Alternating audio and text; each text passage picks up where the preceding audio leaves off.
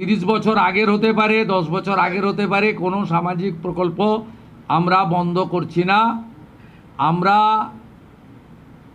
Paperless অফিসও করব, আমরা সমস্ত পোর্টালগুলোকে আপডেটও করব এবং সমস্ত বেনিফিশিয়ারি ডিবিটির মাধ্যমে, যেটা নরেন্দ্র মোদীজির নেতৃত্বে দেশের সরকার করেছে, ডাইরেক্ট বেনিফিট ট্রান্সফারের মাধ্যমে হবে এবং সবটাই স্বচ্ছতার সঙ্গে হবে।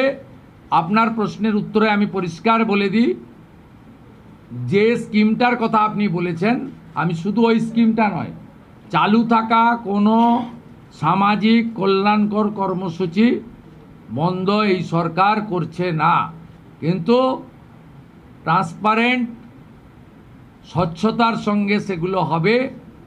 কোনো মৃত ব্যক্তি তিনি কোনো সামাজিক প্রকল্পের সুযোগ পেতে পারেন না, আপনিও বলবেন না পাওয়া উচিত নয়। কোনো অভারতীয় তিনি ভারতের কোনো প্রদেশ বা জাতীয় সরকারের কোনো বেনিফিট তার পাওয়া উচিত নয়। অর্থাৎ আমার প্রশ্নে, আপনার প্রশ্নের মধ্যে আমার সব উত্তর আছে। প্রাতিষ্ঠানিক দুর্নীতি, মহিলা নির্যাতন, পে কমিশন, এরিয়ার ডিএ, এগুলো নিয়ে নেক্সট ক্যাবিনেটে গুরুত্ব সহকারে আমরা ক্যাবিনেটে আনবো। নেক্সট মানডে হবে। আমাদের কিছু পেপার ওয়ার্কের প্রয়োজন আছে। আমরা আগের মতো বাজেট হয়ে যাওয়ার পরে চন্দ্রিমা তুমি এটা বলে দাও, এভাবে সরকার চলতে পারে না। সরকার চলে তথ্যের উপরে, সরকার চলে নিয়মের উপরে এবং সরকারি সিদ্ধান্ত হয় সংবিধানের কতগুলো বিষয়ের উপরে। তাই এই গভর্নমেন্ট আমিত্বে বিশ্বাস করে না, আমরা নীতিতে চলবে এবং রুলস, অ্যাক্টস, সংবিধান, একে প্রায়োরিটি দিয়েই আমরা কাজ করব।